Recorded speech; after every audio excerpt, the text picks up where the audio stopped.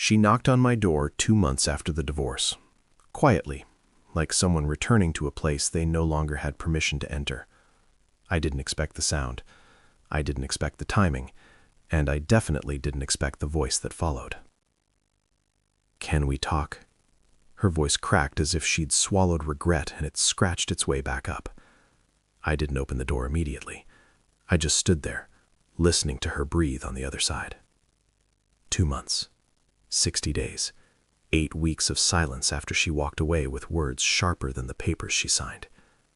Now she was back. I unlocked the door.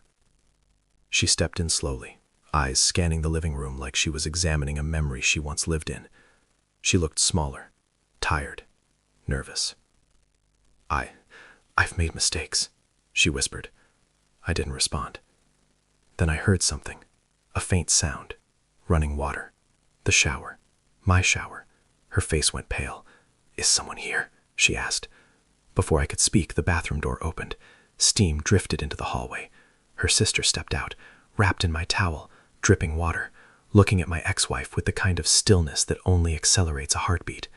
My ex-wife's mouth fell open. Her sister froze. And I stood there, watching both of them, realizing the moment was bigger than shock. It was opportunity. Her eyes locked on mine. You're with her?" she stammered. The question was pathetic. After everything she hid, everything she broke, everything she denied until the divorce forced the truth out, she had cheated, not once, not twice, repeatedly, with a man she swore was just a coworker. I filed for divorce without raising my voice, without a single accusation. She didn't even fight it. But now she was surprised. Her sister tightened the towel around her body, avoiding her gaze. She wasn't embarrassed. She was scared, for reasons my ex-wife didn't yet understand. I didn't answer. Instead, I watched the memories flicker across my ex-wife's face, the nights she lied, the mornings she left early, the story she crafted with surgical precision. She tasted betrayal now, but only the surface of it. "You moved on this fast?" she whispered, voice trembling. I let the question sit between us, thick as smoke. She didn't know the truth yet. She didn't know her sister wasn't here for love. She didn't know I hadn't touched her.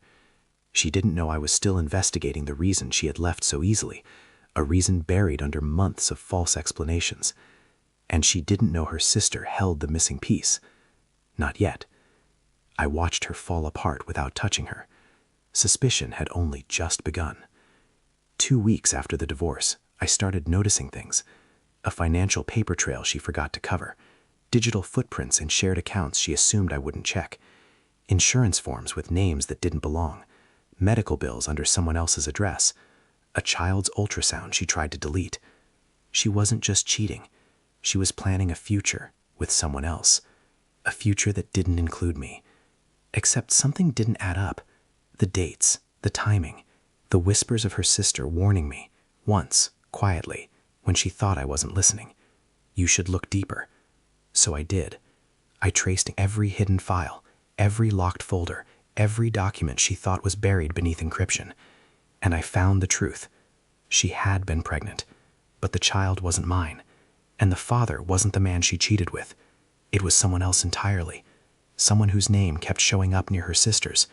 Someone who should never have been involved with either of them. Her sister knew. She tried to warn her. She tried to warn me.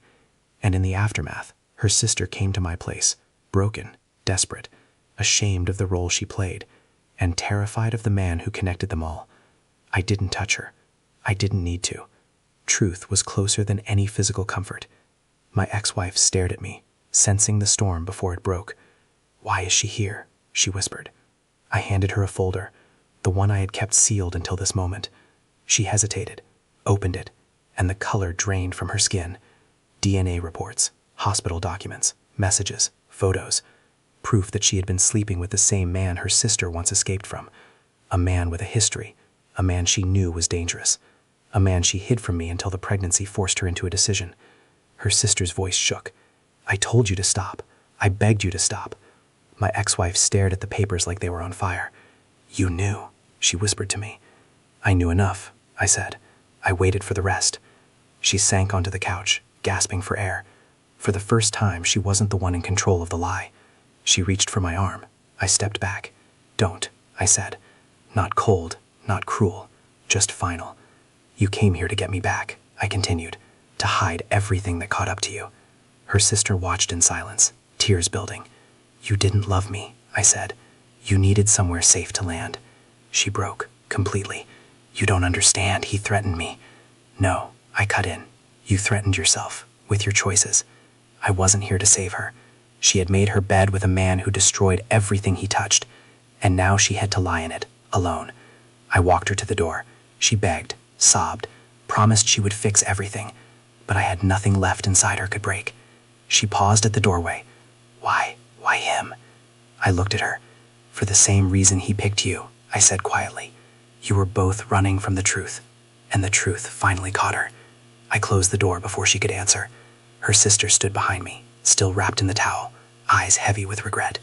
"I'm sorry," she whispered. "You warned me," I said. She nodded, and in that moment, everything inside me loosened. Not relief, not victory, just release.